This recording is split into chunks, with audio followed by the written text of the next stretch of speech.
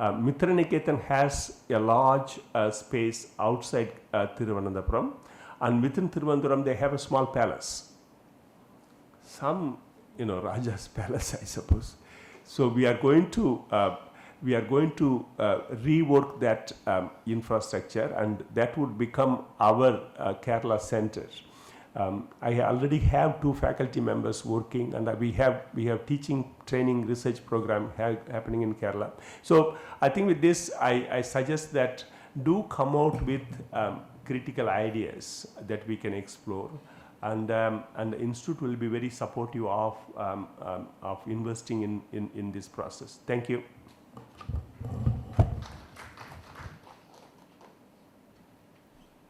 Thank you, Professor Parasuraman. It has been very inspiring and thought-provoking to listen to you. I think some of the points which he has mentioned, we'll be covering most of them extensively in the coming sessions. And it's very happy to have him here. And it's so nice of you to come over and helping us. And since Professor Parasuraman will have to leave, I now request Professor Parthasarathi Mundal to chair the session, keynote address to be delivered by Professor Kunhaman sir. I request Ms. Emmy to present the memento to Professor Kunhaman.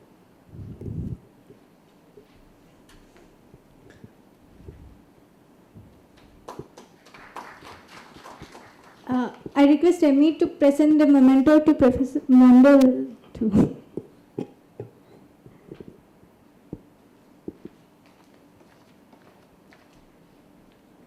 Thank you, Emmy.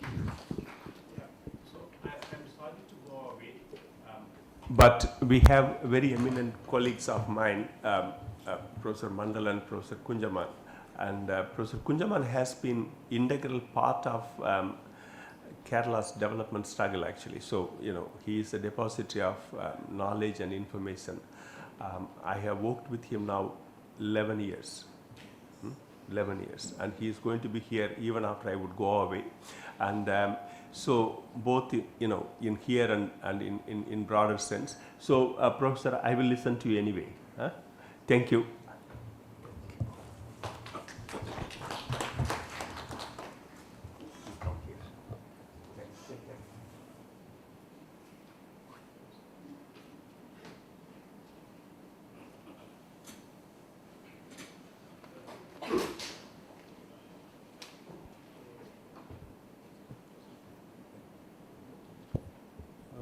Good morning, everybody.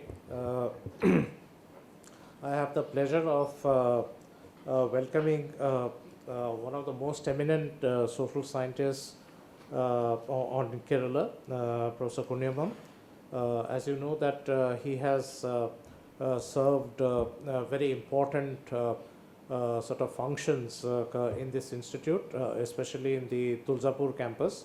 And before that, for those of us who know a little bit about him, he has been one of the most active interpreters of Kerala's society and the Kerala's development experience. So it would be, absolutely great listening to him. I'll just sort of briefly speak a few words on what the organizers told me about the workshop and about how they sort of located within their ambitions and desires Professor Kunhaman's intervention.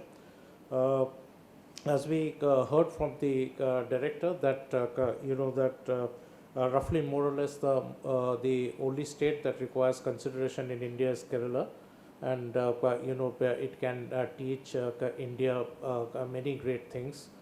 So it would be very nice to sort of look at the different nuances about Kerala's development experience. If there are certain things that we can learn from them which we can replicate, which has been the usual story, but also along with that, if there are any further things that we need to explore and sort of set right in Kerala, or sort of explore that and implement it in the rest of India in a more refined and revised version.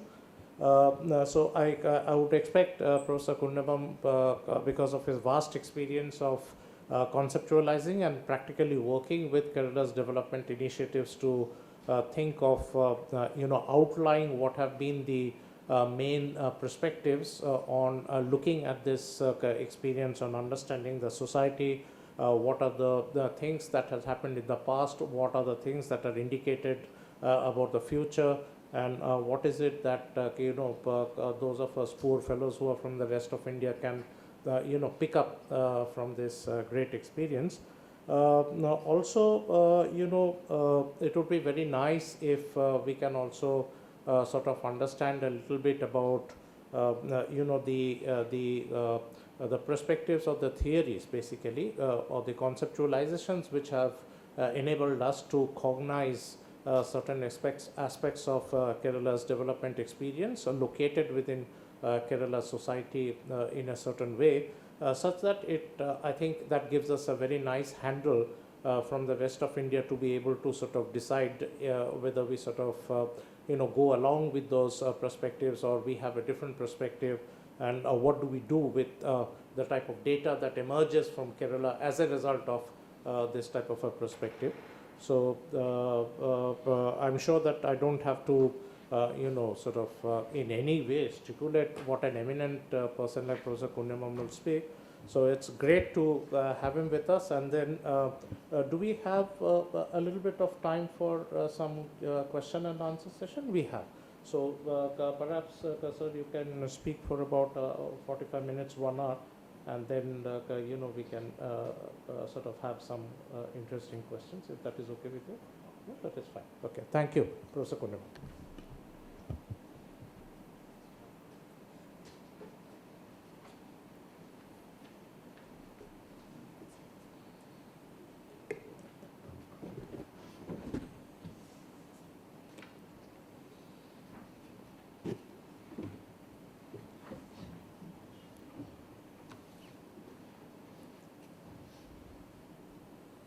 Professor Parthasarathi Mandal, renowned scholar and activist, Sunny Kavikat, my faculty colleagues, Sunicha and friends. I indeed feel privileged and honored to make a keynote speech at this very serious workshop on revisiting Kerala's development experience. In fact, Dr. Parshuramam has already set the tone and tenor for the discussions to follow, underscored and elaborated by Professor Parthasarathi Mandal. Hence, my role is cut out. This need not be considered as a structured, schematic keynote address. Rather, certain staccato observations for generating and facilitating some freewheeling discussions, so that we can identify some areas for academic research.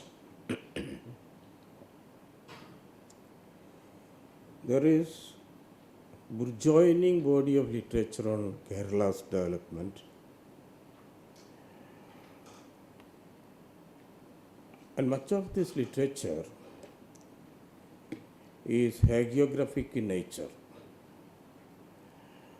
not disinterested and objective.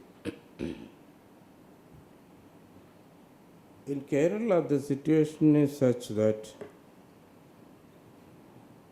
what are you depends on with whom you are. There is an unhealthy tendency to identify even scholars with either of the two coalitions there. Coalition politics, which is the bane of Indian democracy. That has been the contribution of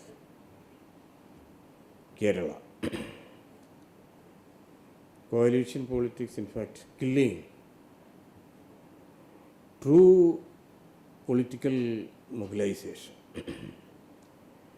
So there is a lot of literature on Kerala's development. Some of the essential core elements have been pointed out by Professor Parasuraman, which need to be underscored and further probed. Now, in my presentation, I would like to confine myself to some of the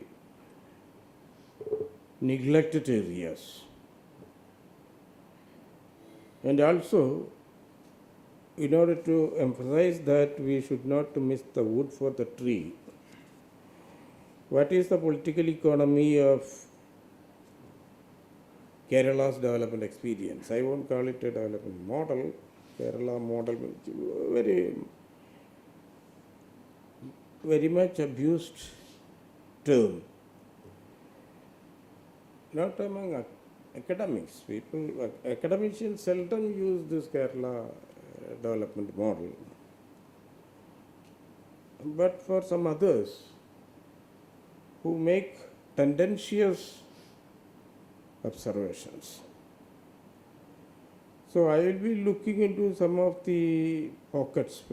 Professor Parasuraman used the term pockets of marginalization, oppression. And he emphasized the need for mobilization. Of course, Kerala's development has been facilitated by agitational politics, not starting with political parties in Kerala after its formation in 1956, but even before that.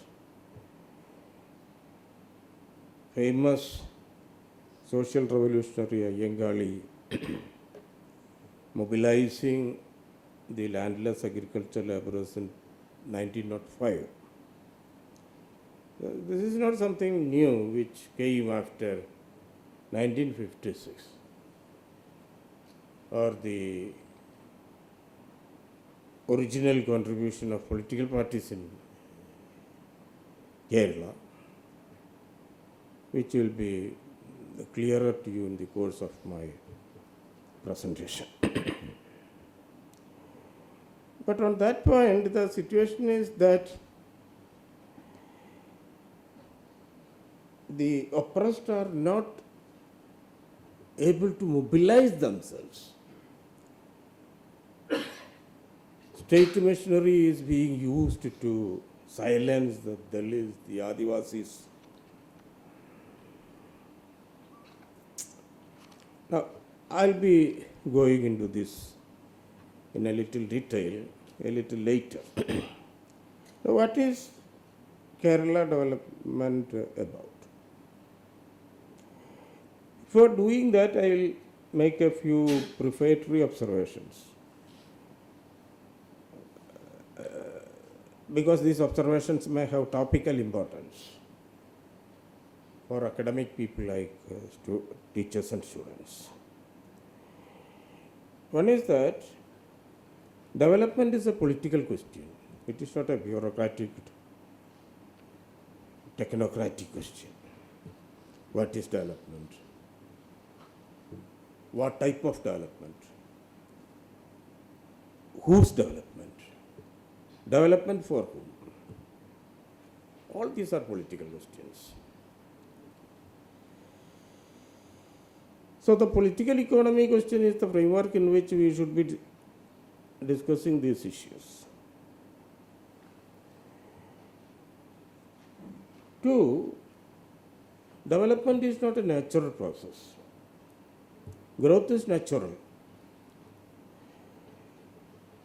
in development, there should be deliberate intervention, whether at the personal level or at the systemic level. You have to take a decision to change your way of life. That entails determination, intervention.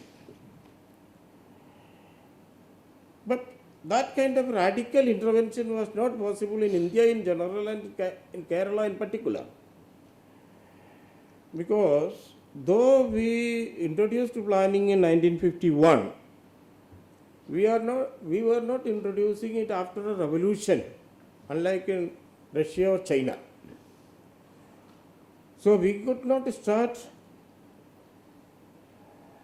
on a tabula rasa, what literature people say, tabula rasa. On a clean slate we could not start. Many things had come to prevail. They had set the pattern. And even after that launching of the planning regime, we had to continue with some of these patterns. And these patterns continue even today. If you go to the Marathwada villages, you will find these villages are changing like anything, highly globalized. You have mobile phones, you have jeans, you have churidar, talcum powder, all this. But 10 or 12 families are controlling land, water, cattle, and credit. So that basic factor has not changed. Now, the Marathwada I am citing as a point for illustration. Kerala is not different from this. That if changes occur, this changes with continuity. It is continuity and change rather than change alone. And Kerala is not an exception to this general rule that is applicable to India.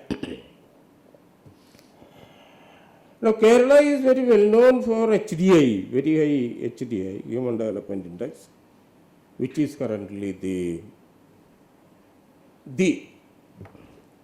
measure of development. Three things, as I told you, have been changing over time. In development literature, you can see concepts, source, and measures. What is development? That has changed over time. If you look at literature, longitudinally you find the concept of development has been changing. Similarly, source of development and also measure of development. These three have changed over time. Now it is HDI, Human Development Index, which is a composite index based on literacy, real per capita income, average life expectancy at birth.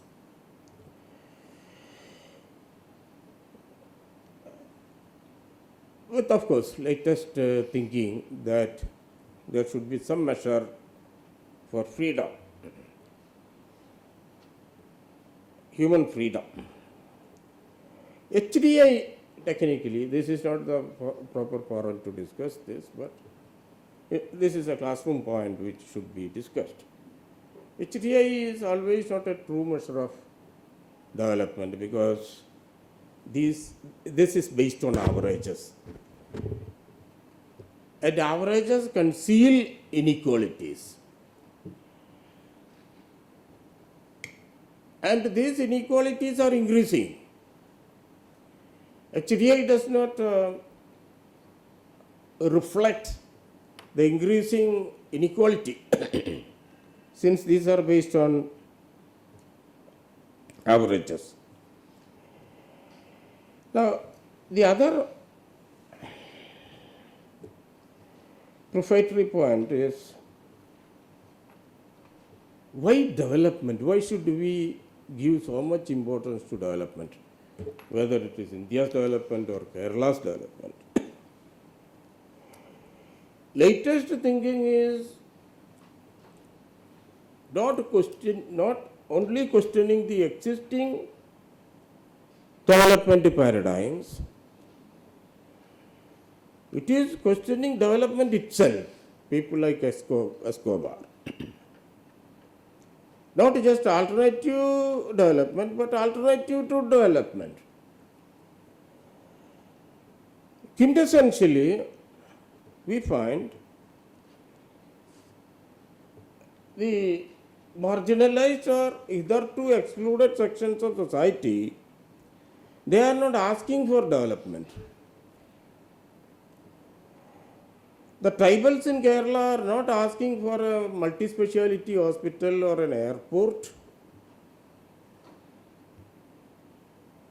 or a multi-star hotel, not an express highway. They are asking for land, water, forest, that too minor forest resources.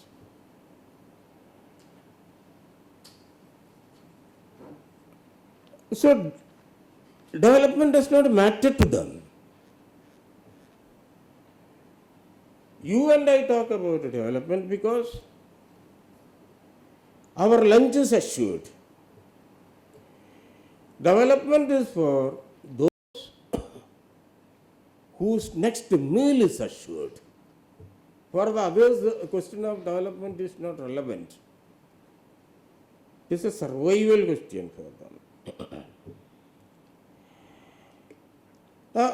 You see, tribals in India are not asking for development. The greatest, tallest leader of Kerala, C.K. Janu, tallest leader ever produced by Kerala society.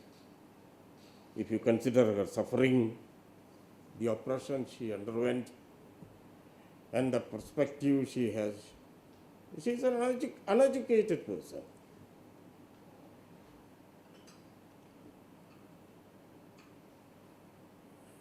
She is having a politics that is a resource politics, not mainstream power politics, survival politics, politics for getting and maintaining their livelihood base. So, development, as we are considering it as a desideratum, and developmentalism as an ideology, these are not relevant to people like tribals in Kerala. Professor Parshuramman was rightly referring to the situations in Attapadi and Wayanad. So it is high time that we explicated this point, alternative to development, questioning whether the very relevance of or pertinence of development. Now, a few more observations, preliminary observations I would make, that is with regard to Kerala. Kerala's geographical peculiarity. Kerala is a highly globalized regional economy. Though globalization was an official program started in India only in the 1990s, for centuries Kerala had been a globalized, highly globalized regional economy with an open boundary, border, people coming in, people going out, whereas the most mobile population in Kerala, geographically. Two, density of population, that's the highest among the Indian states. Therefore, the very low land-man ratio. Per capita land is very, very low in Kerala. This has created not just some development problems, but also certain social problems, raising social questions. These development problems were raised mainly in the 80s.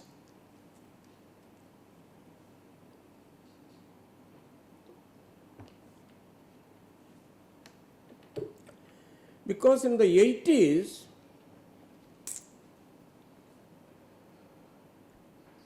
there was lack of development in Kerala, very low rate of growth of state domestic product, a development crisis. Now, this development crisis was discussed by people, ideologically oriented people, committed people, not in terms of production relations. Even today, the question relating to production relations is not reopened by the architects of Kerala or the present cadre of leadership. In the 80s also they discussed only the question of forces of production. Productive forces were not expanding. Left leaders are not ready to reopen the question of relations of production. Which are the social sections and who are the people who control resources? In the 80s,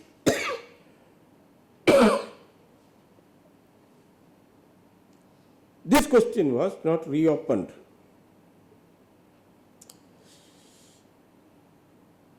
That relations of production blocking the development of forces of production.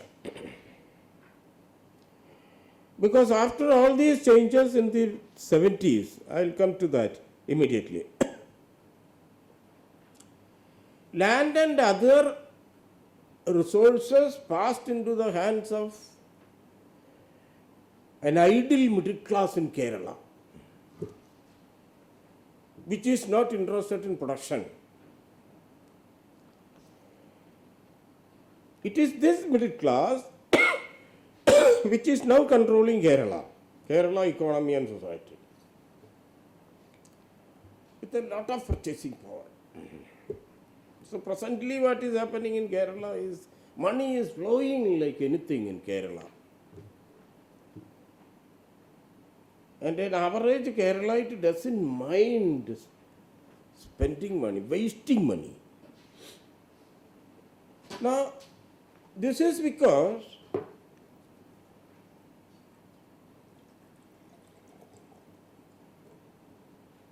they have got money easily,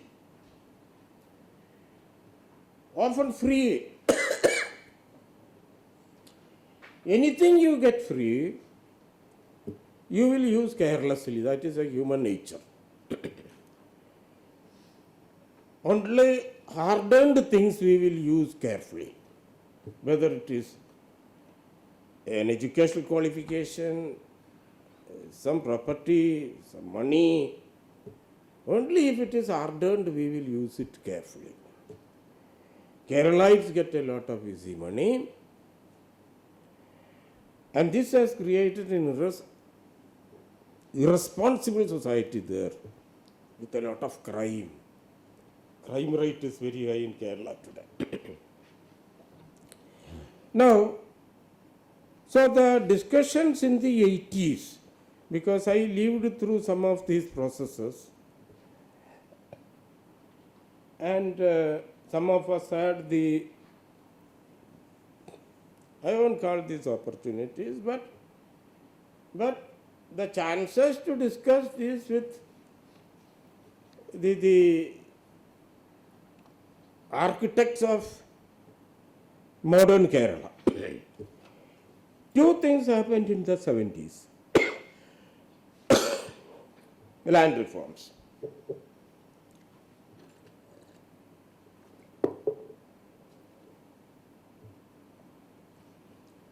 Now, we have many studies on land reforms in India and also in Kerala. In India, I think the best study is by D.D. Kosambi, his collection of 4 or 5 essays, exasperating essays.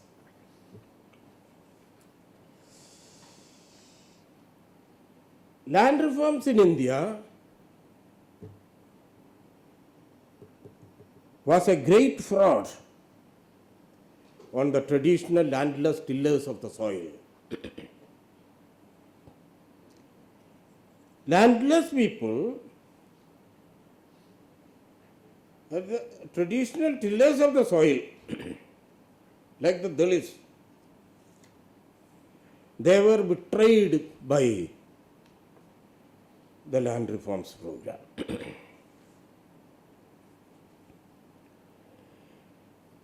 Often the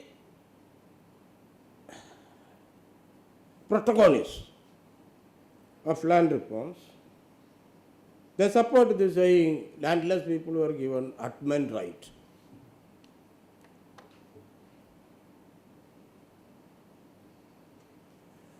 But giving Atman right was not the objective of land reforms. Objective of land reforms stated by the Communist Party of India in 1955 and as elaborated by E.M.S. Namboodiripad in the appendix to the Malabar Tenancy Committee report in 1940. In that appendix, there is E.M.S. was a member of that committee, Malabar Tenancy Committee, and he wrote a dissenting note, a small note, theoretically very insightful, excellent at this, theoretically and academically.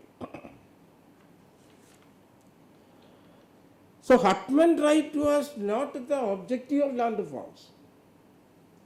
That was a collateral benefit.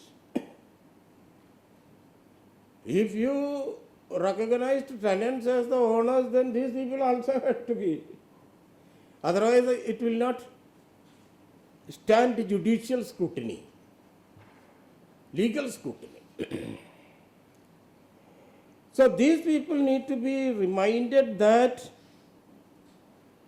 Atman right to Atman dwellers was not the objective of land reforms. The objective of land reforms was land to the tiller of the soil. Land to the tiller of the soil didn't go. That was not achieved. Whatever rigmarole that the defenders of land reforms may adduce. These defenders, of course, their voice carries weight because of their class background and social background. These people control the academia and the media. In the academia, major positions are occupied by this kind of persons. Similarly, in the media,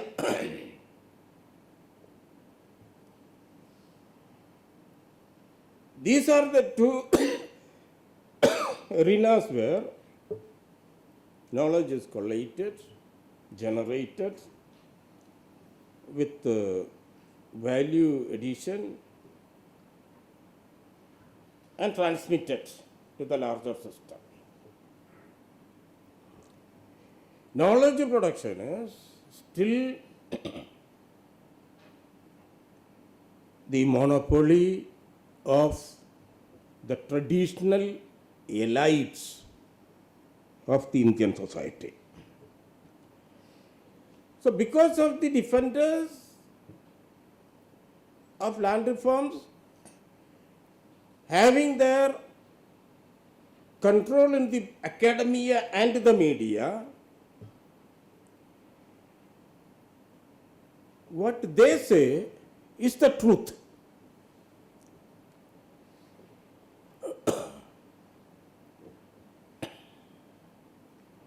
Don't think ideas are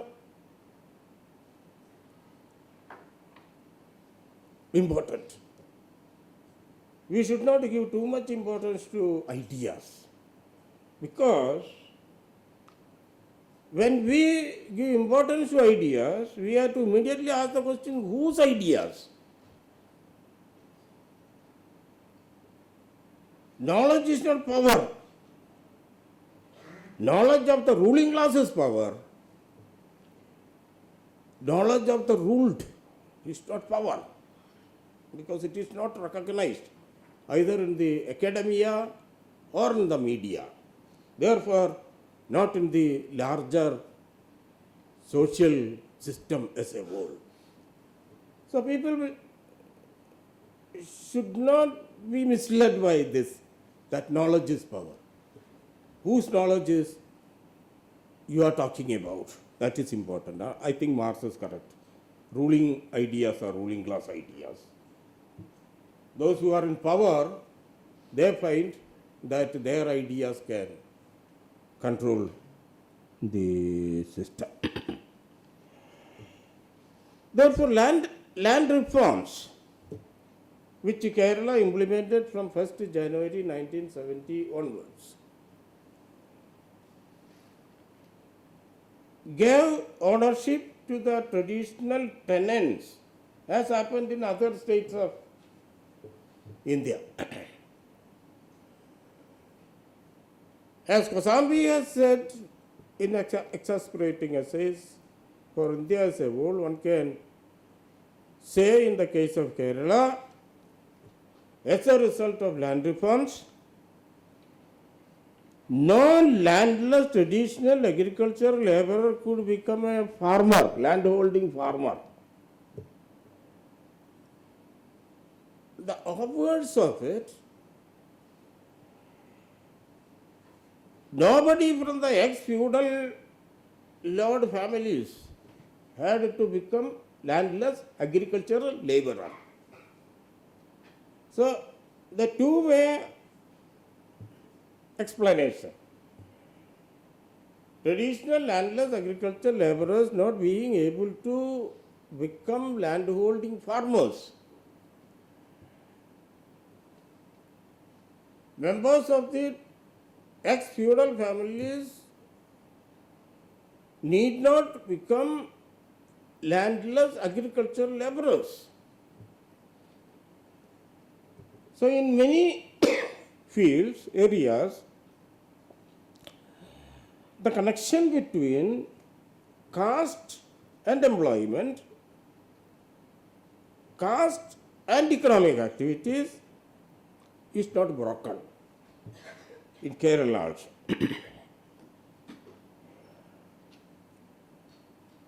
So, as far as the traditional landless laborers are concerned, land reforms were a great fraud.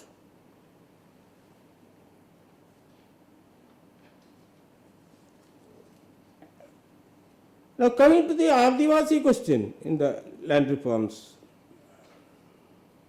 incident. Now, many Adivasis had to part with their land because the non-Adivasi settlers, they were rich, powerful. Rich people are more brilliant also in every society. They are more clever. They used various methods to appropriate tribal land. And when the land reforms legislation was implemented, that when the laws were framed, under the laws, the rules, Adivasis were interpreted as landlords, and those who had leased in land from Adivasis are as tenants. Obviously, tenants got ownership. Adivasis could not establish their right. Some of them, in fact, went to the Kerala High Court. High Court, always our judiciary goes by the letter of law rather than the spirit of it. High Court asked them to produce their title deeds, which they didn't have. Now, this is an instance of the danger that can occur when a progressive legislation is formulated without built-in safeguards for the vulnerable sections of society.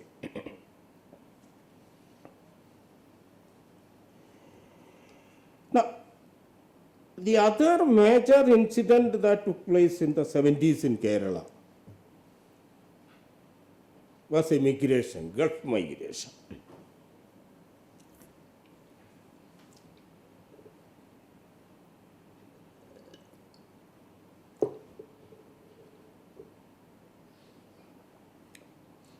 In Gulf migration, religion and economic factors played a big role. So much so, Dalits could not be a significant part of this population which emigrated. And there was actually a Gulf boom, a migration boom between 1975 and 83. And a lot of money coming into Kerala from the Gulf. And this created a housing boom. The housing boom of 1975-83. Land value going up, construction, widespread construction. Not only land value going up, land no longer being considered as a factor of production, as a source of income. Land is no longer a factor of production in Kerala. It is a piece of property. So in this portfolio, investment portfolio, Keralites consider three things: land, gold, and shares. A piece of land is purchased not with a view to making a living from it, but with a view to reaping a higher resale value from it. Land becoming a piece of property, a speculative piece of property, not a factor of production. Therefore, land going out of the reach of the ordinary people in Kerala. It is very difficult for ordinary people to buy 5 cents of land in Kerala.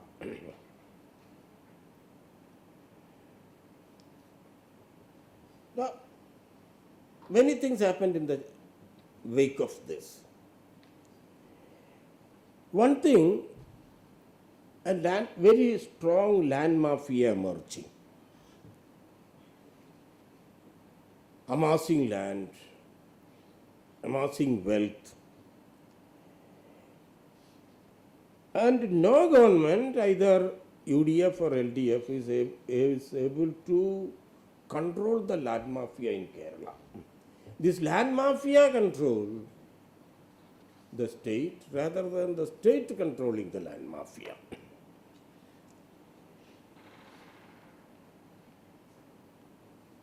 Kerala economy is controlled by a mafiosi beyond the control of the government or beyond the control of the judiciary or the state as a whole. Not just the government. The government is not powerful in a parliamentary democracy like ours. When you take the state as a whole, executive, judiciary, legislature, these form the state. State is powerful, not the government. So the mafiosi cannot be controlled by the state, not to speak of the government. One. Now, because of the very high frequency of land transactions and the construction boom, the state government benefited very much. Because these transactions generated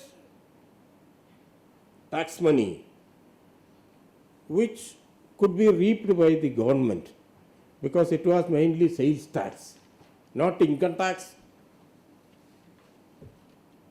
which is imposed and collected by the center.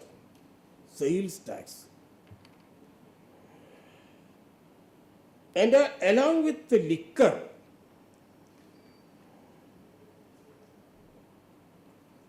this sales tax revenue helped the state government. And state government need not share this with the center or any other body. This money the state government can effectively use for welfare programs.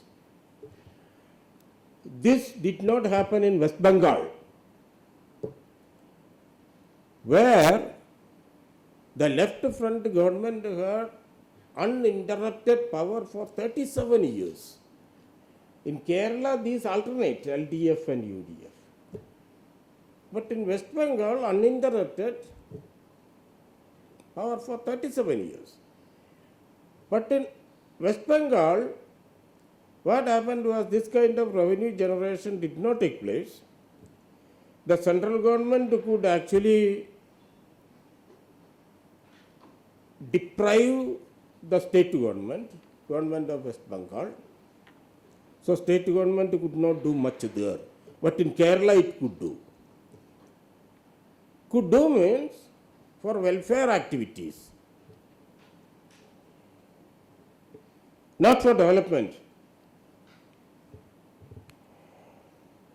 As far as the marginalized sections of society are concerned in Kerala, the perspective of the state government did not rise from welfare to development. These people became the objectives of welfare, not development. Actually, it is the Keynesian welfare economics that helped the left in Kerala rather than Marxian philosophy. Welfare economics. Kerala is a welfare state, and actually their theoretician is Keynes rather than Marx. So this happened in Kerala, but it did not happen in West Bengal because of the kind of revenue that was generated as a result of Gulf migration. Gulf migration also created a situation where labor shortage was felt in Kerala. These are very well documented. Wage rise in Kerala was not just a result of trade union activities, Because trade union activities also you can conduct only in the supply demand framework situation. There was labor shortage, and this labor shortage helped the Kerala laborers in their bargaining power. And subsequently,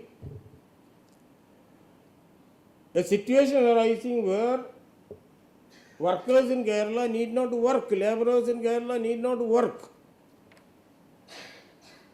Labor requirements of Kerala being met by people coming from other states like Bengal, Orissa, Bihar. Labor market is now captured by these people. Okay. And they are undergoing all the harmful effects that any dependent population has to undergo in a new system.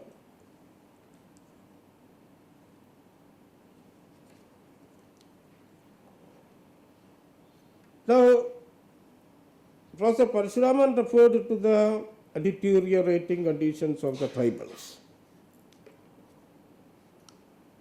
Janu's two-stage agitations. Now, I examined the data and found that it was during the high growth period in Kerala, economic growth became very high. It was during that period the largest number of starvation thus took place among the tribals.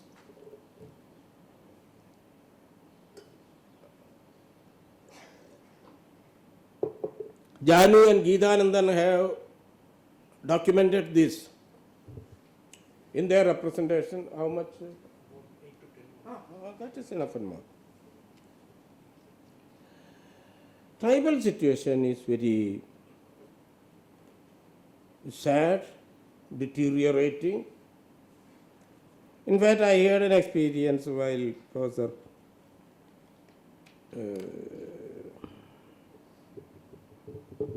Prabhat Patnaik was vice chairman of the planning board. He had invited me to inaugurate a seminar on the same topic. And he asked me he told me tribal situations are very pathetic in Kerala. Why don't you talk to the CM? I told the CM knows this very well.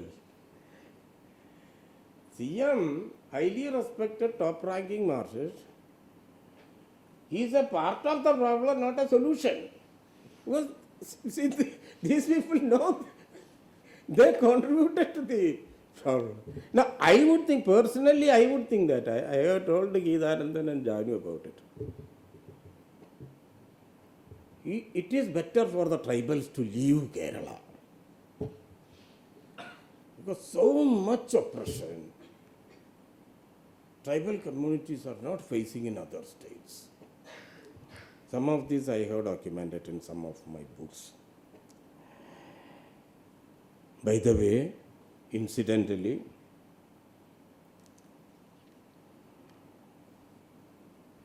first Salvajudam was not formed in Chhattisgarh. It was in Kerala. AKS, Adivasi Kshema Samiti. Pitting tribals against tribals. That was a Salvajudam policy strategy. Salvajudam was first formed in Kerala. Now, when you take these into account, what happened to the development questions of these people? There are some studies conducted by the Center for Earth Sciences Studies, CES, based on primary data collected from tribal settlements and hamlets. I found in some of these studies that the highest age, not average, of the tribals in a particular settlement was 38 years, whereas the average life expectancy at birth is 75 years. This is the highest age of a tribal in a settlement. So if you calculate the HDI of tribal separately, tribals do not belong to Kerala. When we say Kerala is a first world society in a third world country, we are honestly ignoring, because these things are not unknown to the policymakers and rulers, honestly ignoring what has been happening to the Adivasis and other marginalized sections of society. So I think this title is appropriate title of the workshop, Revisiting Kerala's Development Experience. I reiterate what I said at the outset, that though there is a lot of literature on Kerala's development, there is much less research. And this literature is hagiographic in nature. What is required is an honest, disinterested investigation of the issues, particularly confronted by the marginalized sections like the tribals, the 35 tribal communities of Kerala. I think the workshop will be able to look into the various dimensions and nuances and try to come out with something. I don't say solution. Who will listen to the solutions that we provide? As far as development is concerned, looking at it from the perspective of the victims, people don't get what they ask for, they get what they don't ask for. With this I conclude. Thank you.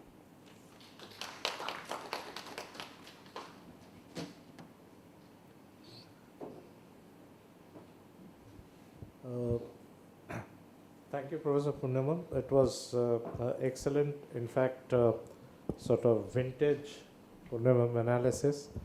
This is what we have heard from him most of the time, and in a very nuanced, patient, and way backed up by substantial research and a lifelong, experience as well as work in the field.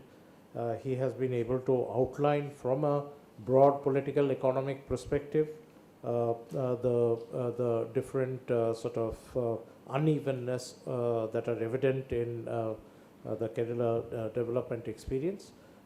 As we are running short of time, maybe we can have we won't have the luxury of having a very long discussion, but maybe we can still entertain a few questions for about 10-12 minutes or so. Because the presenters from the next few sessions are also here. So may I now throw up the discussion to and a few questions and answers. It would be really helpful if you can ask very specific questions, and then we can take a few questions and then sir can respond. Is that okay?